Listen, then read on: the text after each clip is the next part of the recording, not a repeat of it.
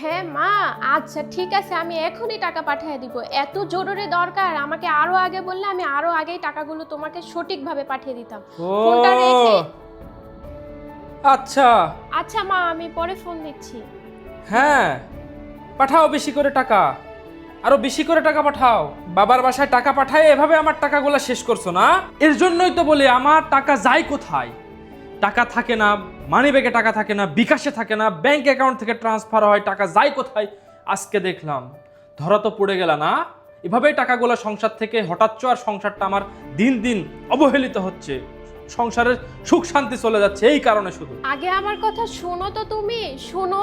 দিন দিন তোমার টাকার চাহিদা এত বেড়ে যাচ্ছে কেন? এত টাকা কোথায় পাবো আমি? হ্যাঁ, থামো, হইছে, অনেক কথা শুনিয়েছো। আমি এতক্ষণ চুপ করেছিলাম। ফোনটা আমার মা দেয়নি, ফোনটা দিয়েছিল তোমার মা। ও আচ্ছা, এই ব্যাপার। তোমাকে নাকি অনেকবার ফোন দিয়েছে, তুমি ব্যস্ত ছিলে, এ কারণে তুমি ফোন রিসিভ করতে পারো নাই, তাই আমাকে ফোন দিয়েছে। আমাকে ফোন দেওয়ার পরে বলেছে তার অনেক বেশি টাকার প্রয়োজন, তাকে যেন এখনই আমি টাকাগুলো পাঠিয়ে দেই। তাই আমি বলেছি যে হ্যাঁ, আমি এখনই টাকাগুলো পাঠিয়ে দিচ্ছি। আমার মায়ের কি দিন আসলো যে ছেলের বউয়ের থেকে টাকা নিতে হবে আমাকে? কেন যে বুঝতে পারলাম না। ম্যানেজারকে এখনই বলছি, সে টাকা পাঠাই দিচ্ছে, আর কেন যে আমি আমার মাকে অনেকগুলা টাকা দিয়ে রাখিনি, সে কি দিন আসলো? হ্যাঁ, ও, এখন এক কথাতেই সুর চেঞ্জ হয়ে গেল, তাই না?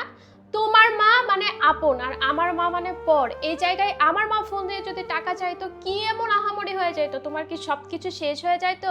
তোমাদের ছেলেদের একটাই সমস্যা জানো, সবসময় নিজের পরিবারকে তোমরা অনেক বেশি ভালোবাসো, কিন্তু বউকে ভালোবাসতে পারো না, বউয়ের পরিবারকে ভালোবাসতে পারো না। আর এখানে তোমার মা এখনই শুনেছো যে তোমার মা টাকা চেয়েছে, তুমি সঙ্গে সঙ্গে দিতে রাজি হয়েছো।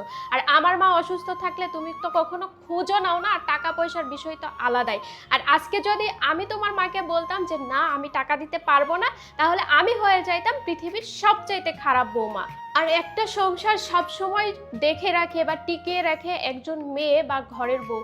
সেখান থেকে যদি আমি চুরি করে টাকাগুলো দেই, তাহলে কি আমার সংসারটা আমি টিকিয়ে রাখতে পারবো?